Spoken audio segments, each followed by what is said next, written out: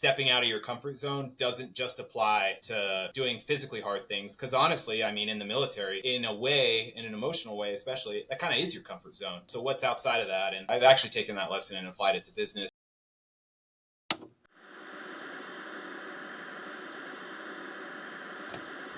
Is that much of it? That's not much of a change for you, right? My name is Kerry Kite. I used to load bombs in the Air Force, and now I'm a writer, a filmmaker, and an entrepreneur. Through using the post 9/11 GI Bill to go to college, working hourly jobs to pay the bills, and freelancing my way into a career, I've studied what it takes to successfully transition from service to civilian, and that study has become a conversation.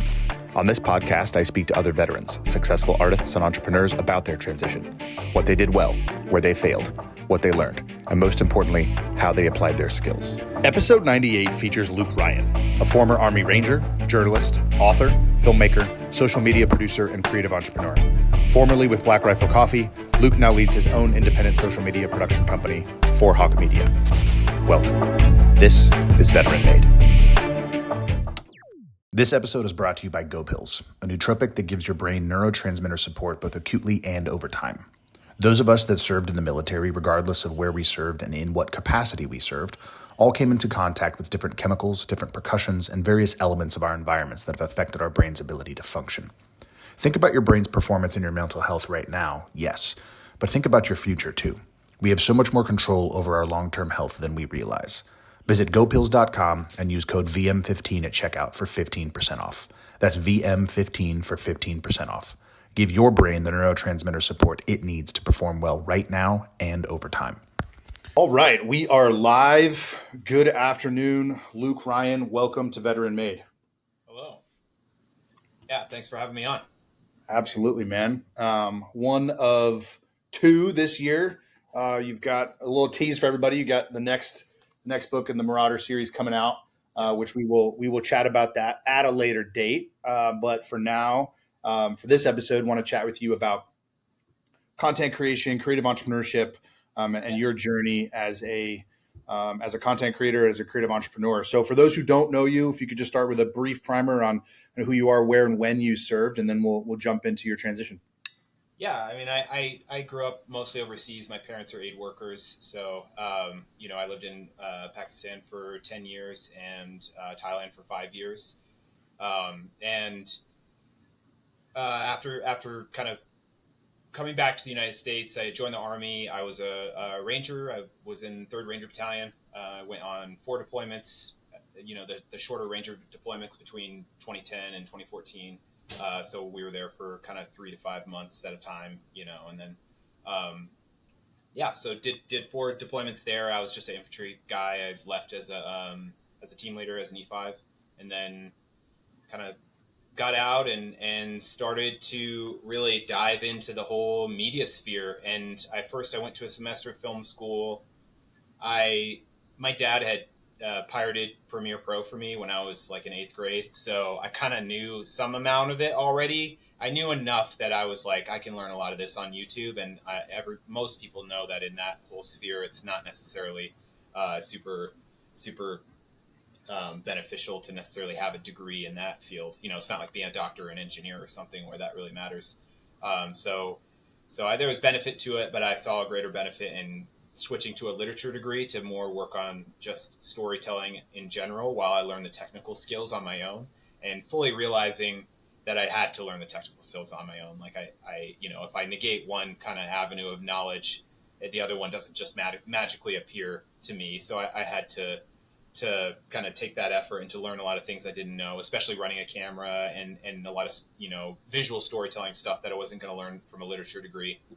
So really became a giant literature nerd while I was in college. After the Army, really, I was one of those people that needed to go to college after the Army, not before. I needed to grow up a bit. I don't know if my brain needed to develop a bit more, but I was like, oh, you say do the homework and I'll just kind of do it and it's fine. It's really not very hard. And so really enjoyed that period a lot. Got more into writing on my own too. So during that kind of time, I'm in the same category of person who needed to go to college after serving. because I certainly just was not ready. And the simplicity of it, as you just described, is not something that was apparent to me until I had pulled a lot of detail doing very, very boring things and Right. doing hard work in difficult environments. Once I did that, I was like, oh, yeah, you're right. You just have to do the homework. You just have to Yep. study. But there's also obviously the maturity that comes with life experience and interest in things instead of just like, oh, this is the next step that I'm supposed to take. Yeah, yeah. I mean, I was fully aware that, I mean, a literature degree doesn't really translate to the jobs that I specifically wanted. So, but I was, super engaging to me. And I definitely, you saying that reminded me when I was in battalion, I remember on one of my deployments, we had like something, our platoon sergeant had something happen. I can't remember. But he was out for like a week and it was pretty slow at that point. But we had to do a bunch of paperwork and the kind of platoon sergeant that came to step in, he was real like, Rangers don't do paperwork and all this stuff, and it just became kind of a headache. And then our other platoon sergeant came back, and he is like, Alabama, 250 pounds of American muscle, deep voice, looks like a Nordic god, has those like piercing eyes and blonde hair, kind of like 5'10", maybe, just pure muscle. But somehow an incredible runner as well. Had been on like I think 14 deployments at that point. Um, Born to be a ranger.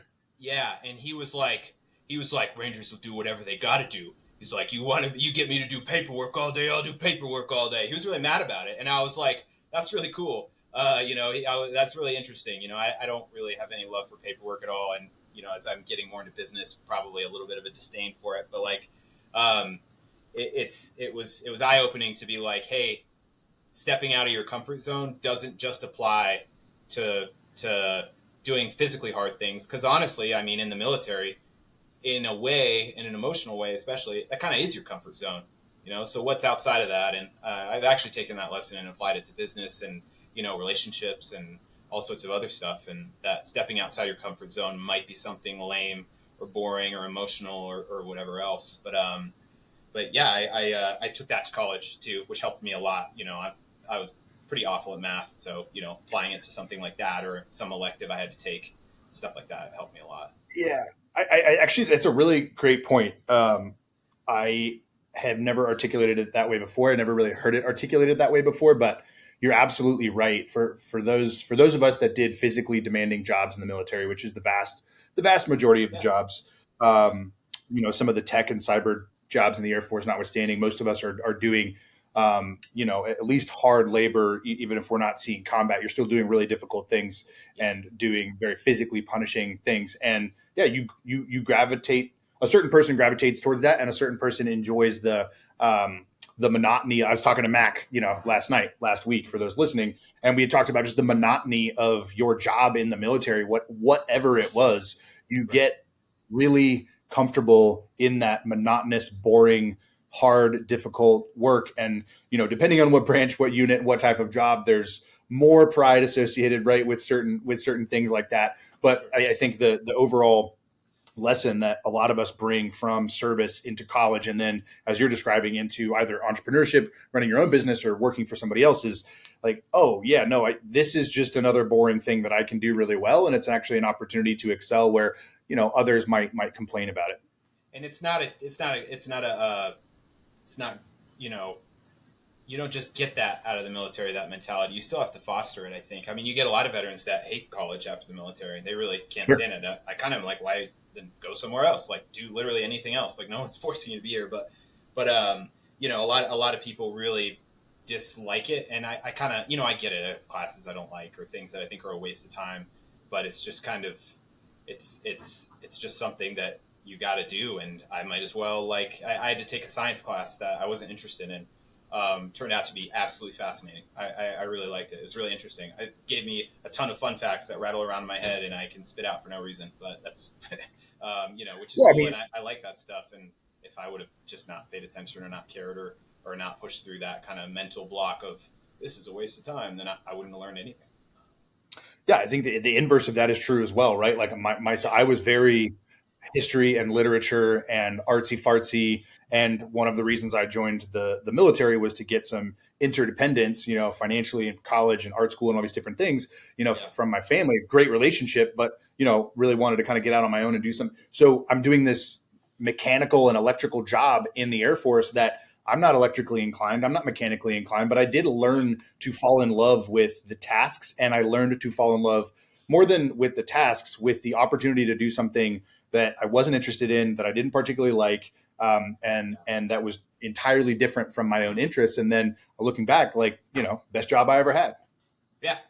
And, applying that, exiting that comfort zone in other parts of your life, it's so valuable, and it takes effort. The military doesn't do it for you. No one's holding your hand outside of the military anymore. So, you have to figure out how to take those values, I think, and creatively apply them to your own life. Stepping outside of your comfort zone might mean having an emotional conversation with your wife that is uncomfortable for you. And it's like, okay, I got to do it. I can get beat up all day. I can have some slap happy dude in SEER school, beat the hell out of me. But, I'd rather not do this conversation. Well, okay, too bad. Got to do it. No doubt. Like that. But yeah. So I'm interested. Oh, go ahead. I was just going to say, I'm interested in the breakdown between literature and the technical, right? So a couple weeks ago, Jack Carr and I were talking about how he read and never wrote. He just wanted to read as much as he possibly could from the genre that he eventually wanted to write in. And that was his education. And he uses the Quentin Tarantino example of not going to film school, going to films. Right. And so he just focused on going to the thriller genre and then putting pen to paper to as he calls it, move the genre forward, even just an inch. Was your interest, but you kind of had a slightly more nuanced look on that. You're looking at literature because you knew you needed to tell stories and you wanted to get that academic education and you felt like you could get the more technical education on your own. I'm curious, I don't necessarily disagree, but I'm just curious why that path and that combination and why not the opposite path and combination? Because I felt like I am not a natural reader. I actually needed that to kick me off. I've always consumed my literature through film. I'm a giant film nerd, and a lot of people don't even consider that literature, but I 100% do. And so I had done that for most of my life and been mostly interested in it through that medium. I totally realized the value in reading, all of these great literary giants, and also books have just been around for a lot longer than films. So if I want, different cultural and time period type educations, and I'm not going to get that. You can get that a little bit in film. I mean, it's 100 years of global filmmaking going on, but it's still a lot different than, written literature. So I wanted a lot of the classic stuff, especially, I wanted to read Shakespeare. I wanted to read, early American authors, like Mark Twain, all the way up to, Hemingway, Fitzgerald, all those guys, and stuff like Paradise Lost and things like that. Really taking that, I would say I more naturally consume, or watch just movies. I mean, I still do. I in college, I still had the Netflix DVD service, even though it was 2015 or 16. Yeah. I had it till they shut it down actually recently. Me too. My wife makes fun of me all the time for it. Yep, me too. Really the only person who I have met that has also had it. Yeah. And they just have, because they have literally everything. So I would have Best Picture winners from 16. Well, I was going to do 1970 to now, but then Patton was 69, and at the time I hadn't seen it, so I was like, well, I got to watch that because and so started there, and just super valuable experience to watch those if you're into movies as literature, but I got what I needed, which was the spark and the engine going inside of me for really kind of hungering for classic literature in books, written form. So I just, I still try to read, at least a few kind of classics a year. Or sometimes I'll go back and reread the high school ones. I just reread Lord of the Flies. And rereading those as an adult makes me glad I read them as a kid and really didn't get them, because at least they're in my brain until now. And now I'm like, oh yeah, let me just try to reread that. And I'm like, whoa, this is really moving or interesting or powerful, or rediscovering Ray Bradbury for me has been like that. And Fahrenheit 451, just like awesome, easy to read, a lot like watching a movie, kind of poetic as well. And yeah, so I felt like I gained a lot out of it. Also, at the time, and still, big Christopher Nolan nerd, and that's just kind of what he always did. That's what he did, kind of that, dual education, learning the technical stuff on your own. So I got a lot out of that. I would say there's a lot I didn't get as well. I didn't get a good understanding of a lot of the things that are in the borderlands of filmmaking. Like, yes, I could run a camera, I can edit, but the business, the marketing, the like, what's important, what makes money in the interim, how do you survive, what kind of like, the networking of what are your friends also doing to make money, all these different things. There was a lot that I didn't wind up getting. So, I mean, you win some, you lose some. Overall, I'm glad I made that decision, but, I lean on people who do have a more formal education all the time. Yeah, it's one of the tough things about, whether you're going to art school and studying film or one of the fine arts or you're studying literature.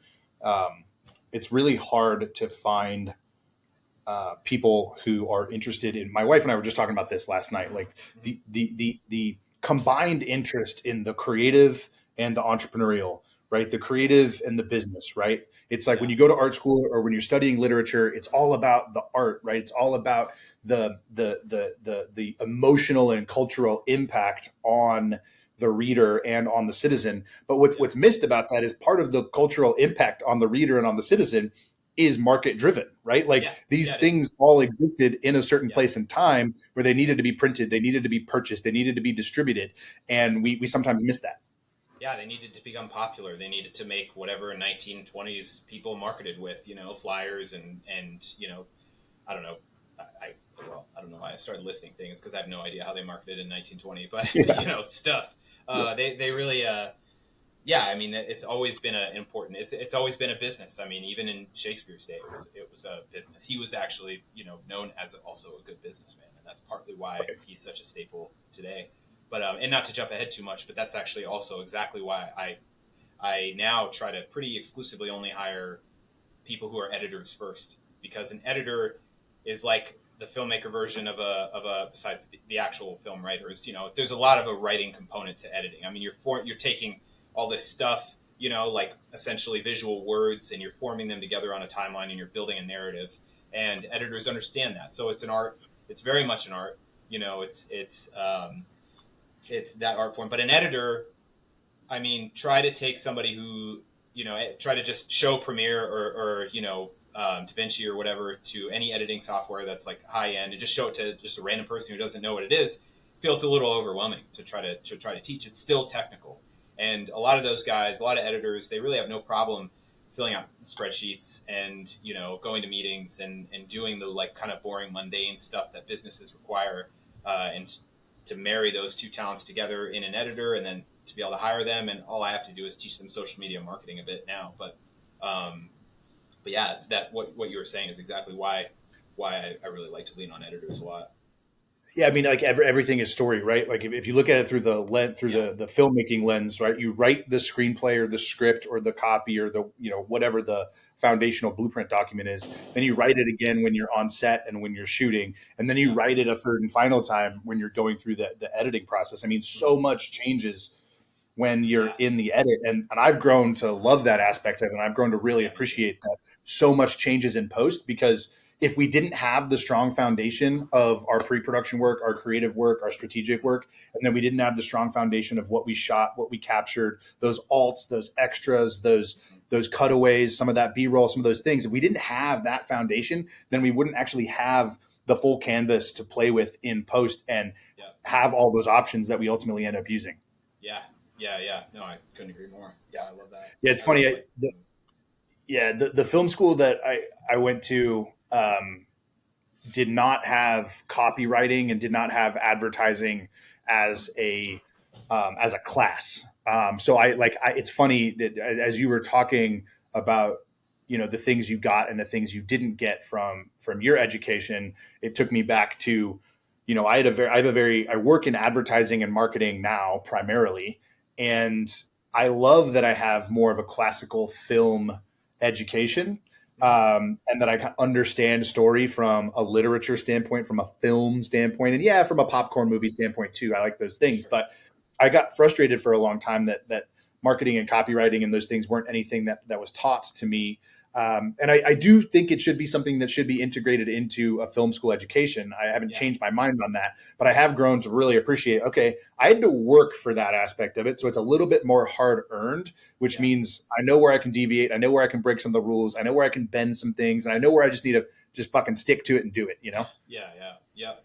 No, I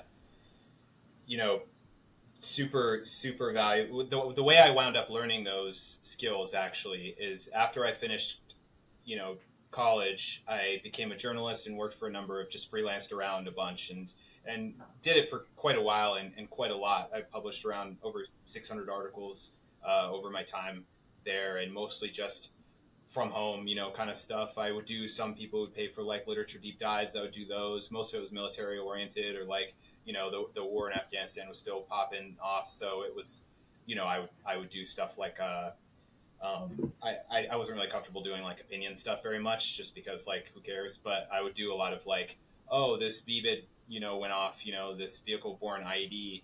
And I could talk a little bit more in depth about, what a VBID is and how it's been used in the past and what people worry about and why it's like an issue and why a vehicle can just, drive up to a fob or something.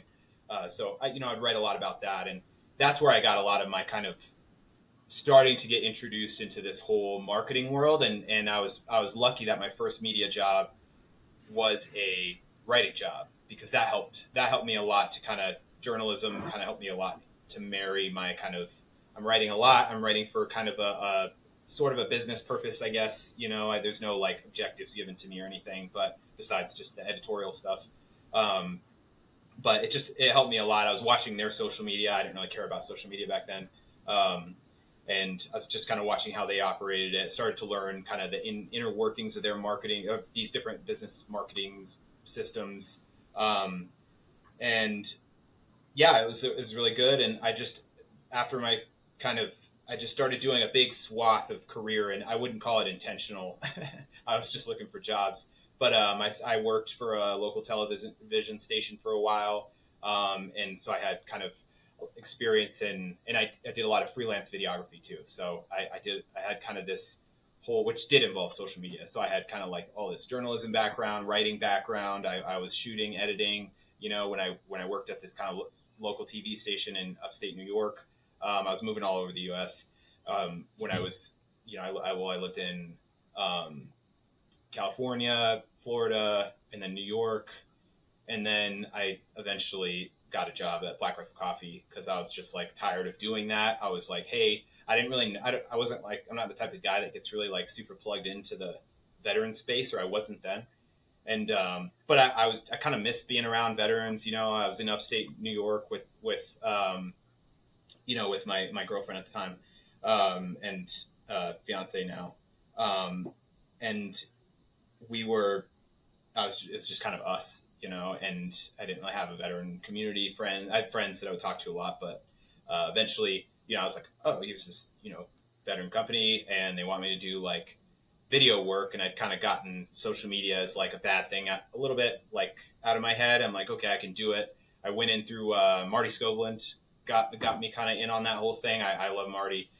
He ran Coffee or Die magazine at the time, so I kind of started doing social media for them a little bit, and I was writing for them at the same time while I was working at the TV station, which was a lot, but I was grateful for it, and it was fun, and eventually turned into a full-time job, which very quickly was to just run the social media for Black Rifle's whole page or pages.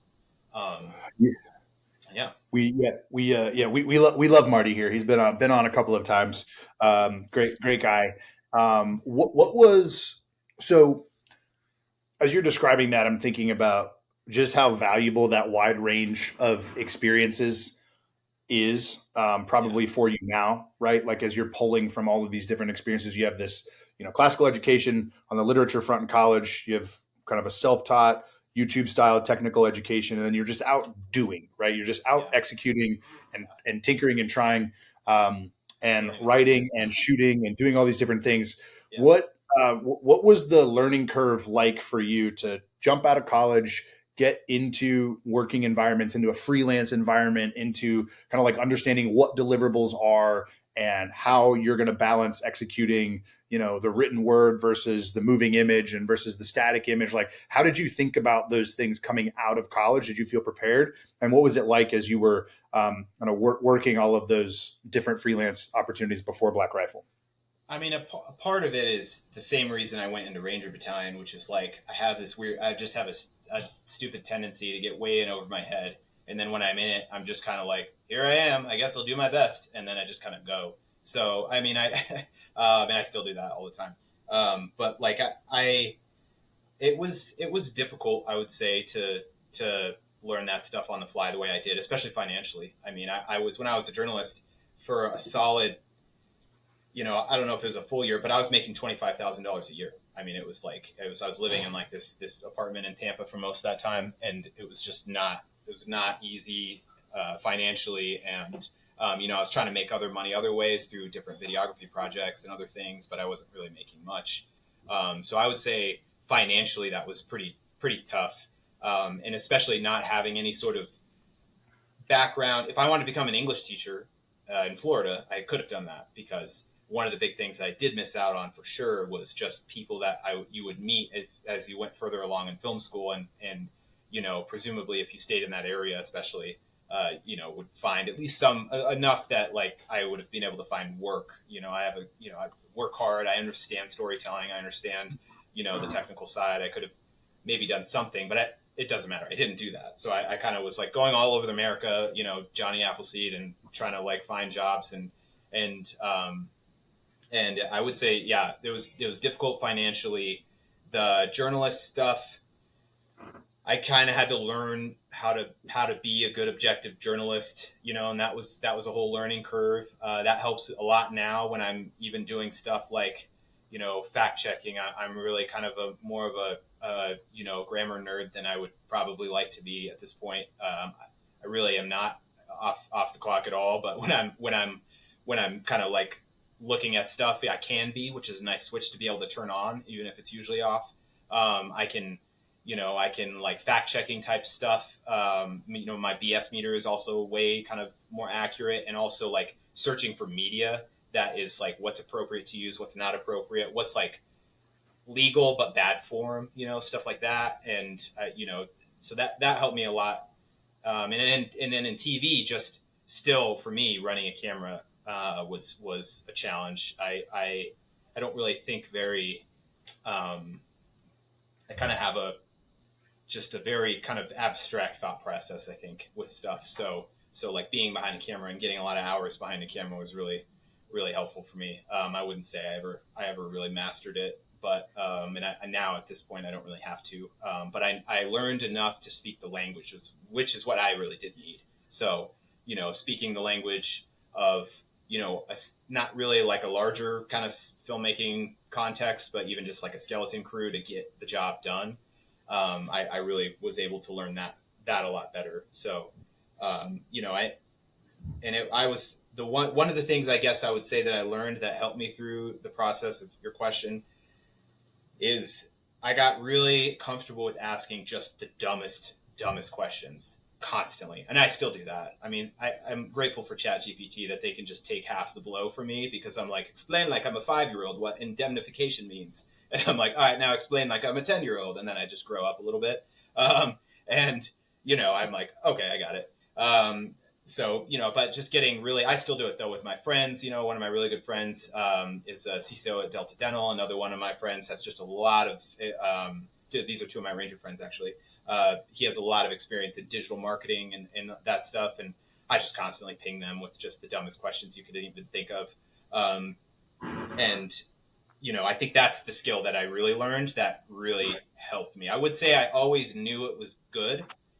Like I never in my life would I be like, it's, kind of the pride part wasn't a problem for me, but like, it's just not natural for people to ask, or at least for me to ask that. So it was a learned skill that is like so valuable to me now. Yeah, it's such a valuable. Not only is it a valuable professional and technical skill, but I think it's a very, very valuable personal and relational skill, because it's a great way to establish like real functional humility in the environment that you're working in, right? Like it's not, it'll ring as a false note if you in fact know the answer to the question that you're asking. But if I always play the dumb producer, the dumb, executive producer, like, hey man, sorry, like I don't understand G&E. Can you just explain this to me? And dude, they'll be like, dude, of course, I got you. And they just start answering all these questions. And then next thing you know, you've built this amazing personal relationship. They trust that you're not going to be a dick. You trust that they're doing their job, that they know it well, and they got your back. It's just, it's one of those skills that's both, professional, technical, and relational and personal as well. And it's way less embarrassing than you'd think, because people, like you just said, people love it. They're like, oh, I get to talk to you about the thing I'm the biggest nerd about. It's totally. They're like, yeah. Yeah, they're like the Chat GPT, just taking on all of the, all of that. They're like, yeah, great. You're not trying to be somebody that, that you're not. You also mentioned, another Nolan reference, like, being, knowing enough to have a dangerous conversation about something that you want to communicate well, right? Whether it's another department on set, whether it's lighting, whether it's art department, whether it's propping, whether it's whatever. Like Nolan talks about this all the time. He's like, the only reason I'm any good as a director is because I know just enough to have a conversation and put the right team members in place. And once the right team members are in place and everybody's doing their job as well as they can, then I just get to sit back and basically enjoy the show. And I've always loved his interpretation of that. Yeah, I love that as just a leadership style in general. I mean, if I'm like talking to somebody at Black Rifle, for example, I had a small analytics team. I had 2 people which is really big for a social media crew. But I had a couple people working full time on just like organic analytics, and it was they were awesome, and well, they still are awesome, but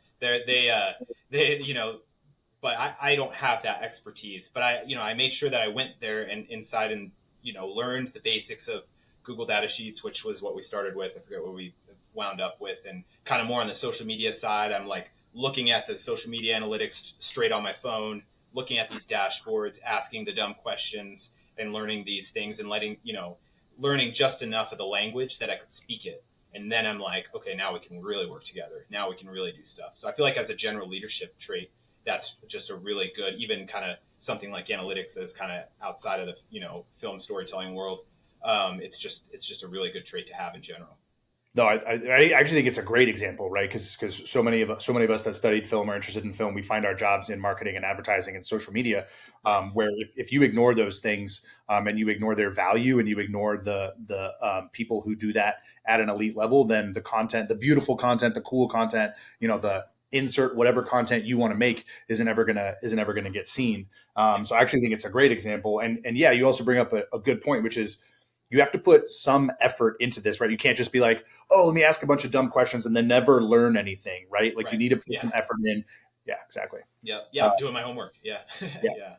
So what was as you're working through all of these different stops along the way and landing at Black Rifle, did you always have it?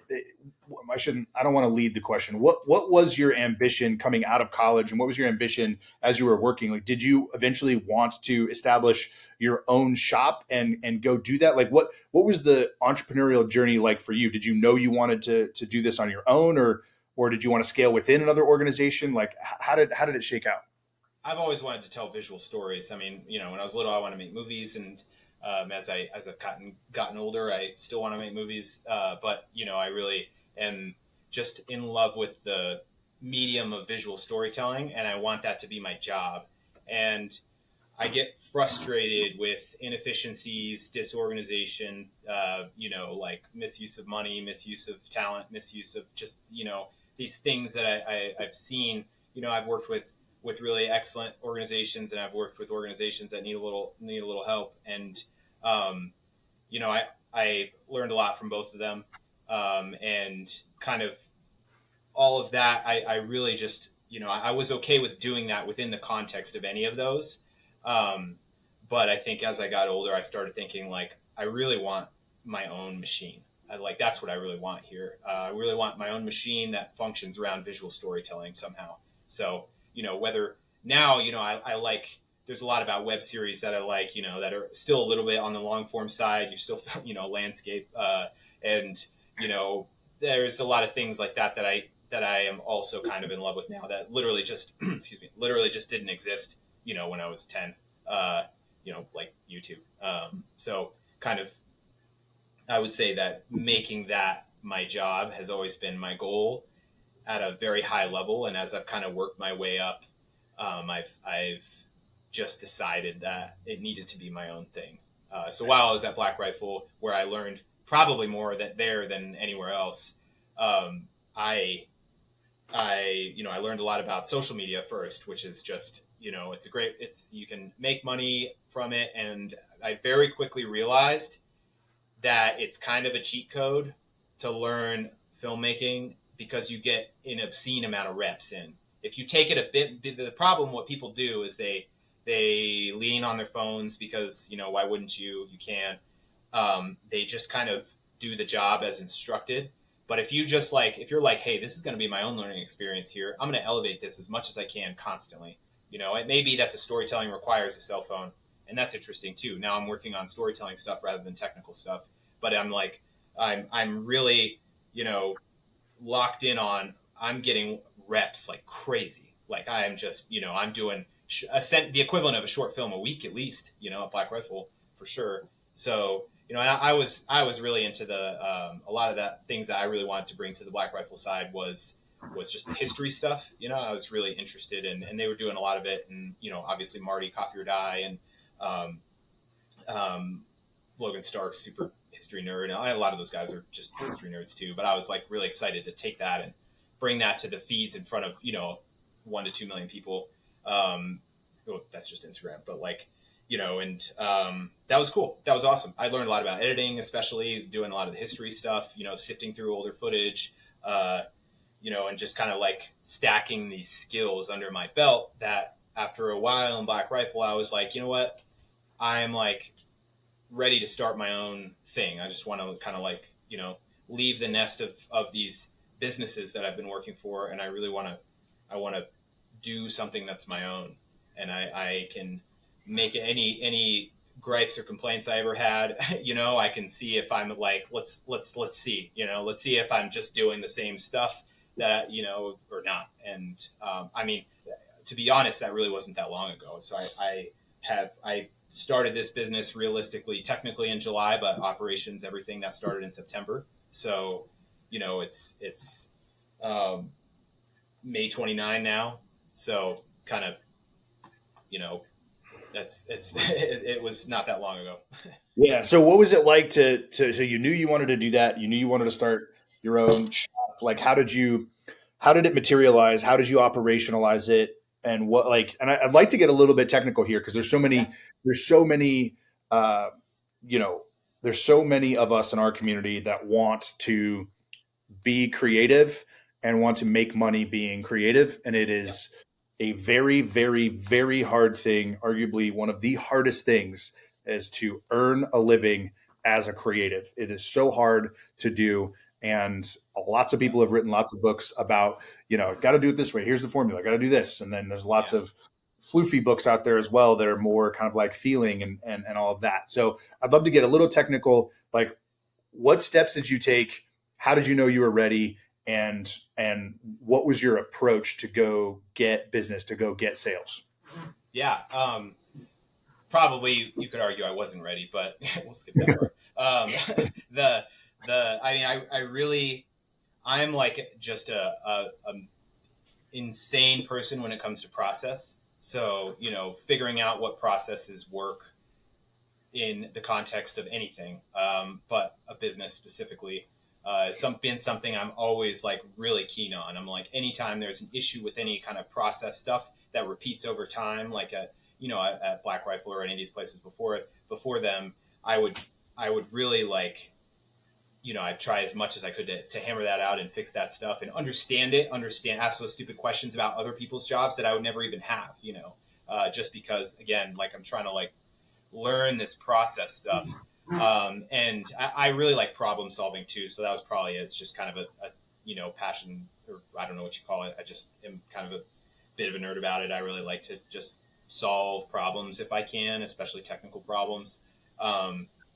Either very fast, like in combat, or in very, these slow, kind of larger machine ways, like in business.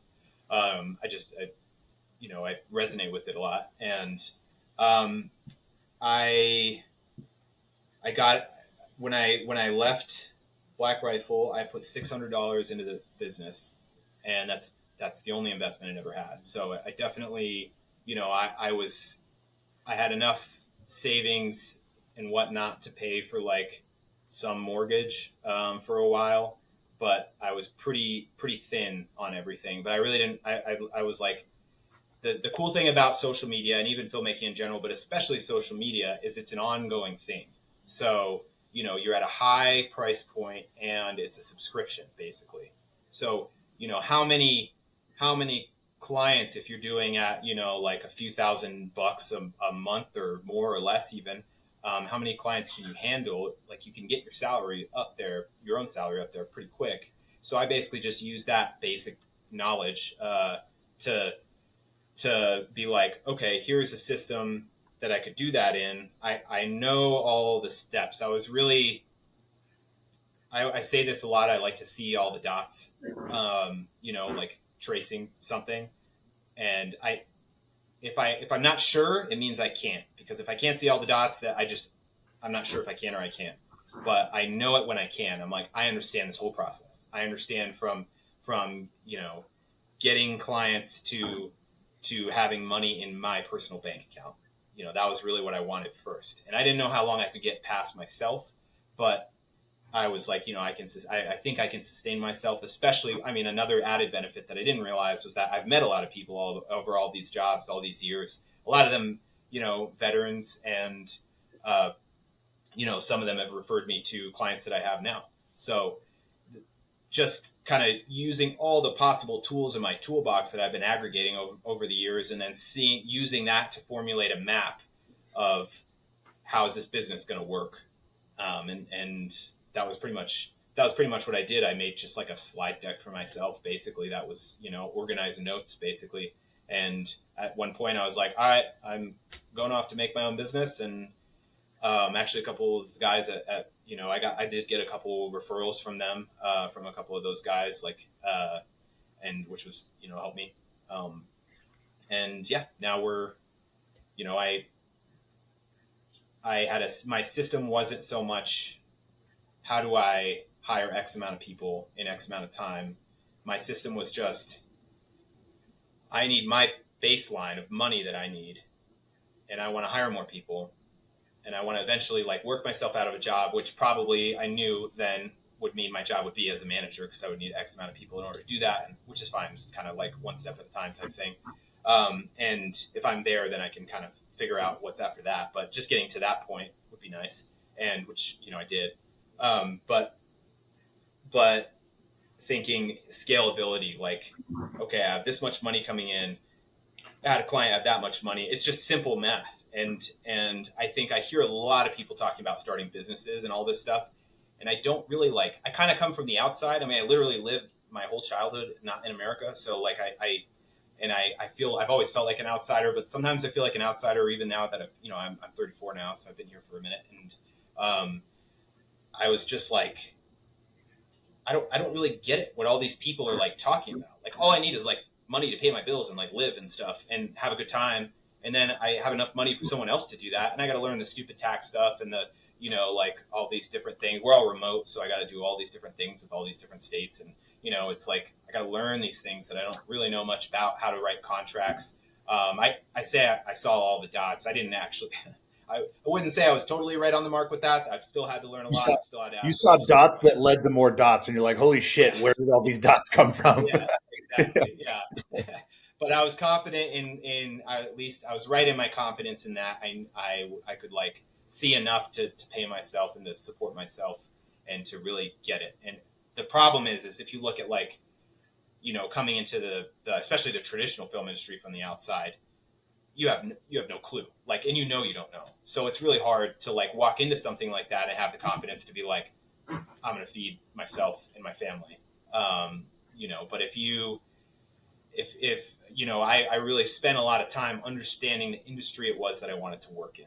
I think some of that was incidental, some of that was intentional. But by the time I came out of it, I had all of these tools. I didn't need a copywriter. I didn't need a copy editor. I didn't need an editor. I didn't need anything. I can do it all myself.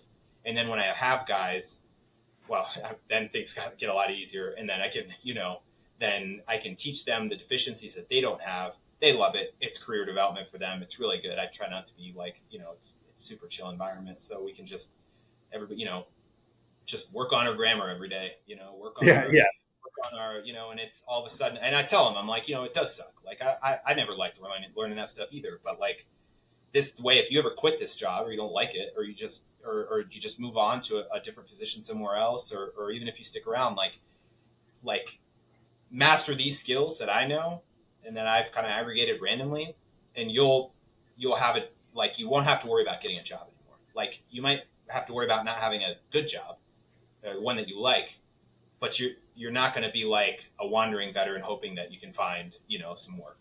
Because, I mean, two of the guys I have right now, this is the first job that they've had out of the military. Oh, cool. One of them. So, like, I love to teach guys like that stuff. Yeah. And they're awesome. They're like awesome. So, it's do you make it a point to hire veterans? Are your clients primarily veteran owned businesses or like veteran nonprofits and stuff like that? Yeah. Yes to both of those statements, really. I mean, I do it. I hire veterans because I want to in general.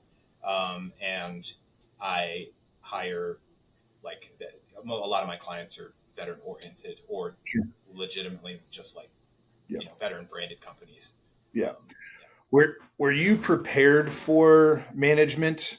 And were you interested in management? Like, is that also a means to an end so that you can focus on some of the other work side projects, dream projects, like that kind of thing? Because a lot of people will go freelance because they just want to be executors of the work, right? Like, I just want to be an art director. I just want to be a copywriter. I just want to be a designer, and I'll do that at scale. And there's a ton of volume, but they're not running a business and hiring people and running large budgets and signing SOWs and doing all that stuff because they just want to do the work. Like, what was it about starting a business and kind of moving into that management role that was exciting for you?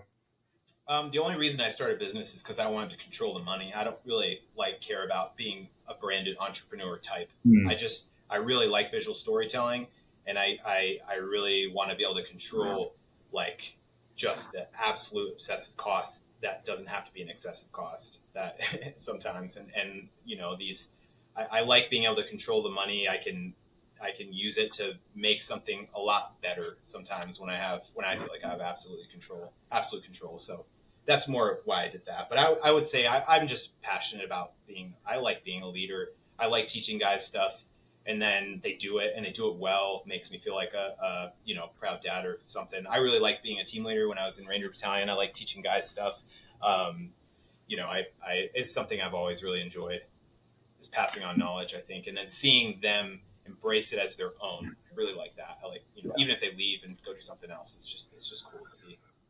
Yeah, I relate to that. It's been one of my favorite things about being, on the executive producer side and kind of like running these projects. I was just on set last week, and a couple people came up and they were like, man, it was LA, right? So it was like super hippy dippy. Like, this was just such a dreamy set. Like, this was just so amazing. And it was so chill. I've never been on a set like this.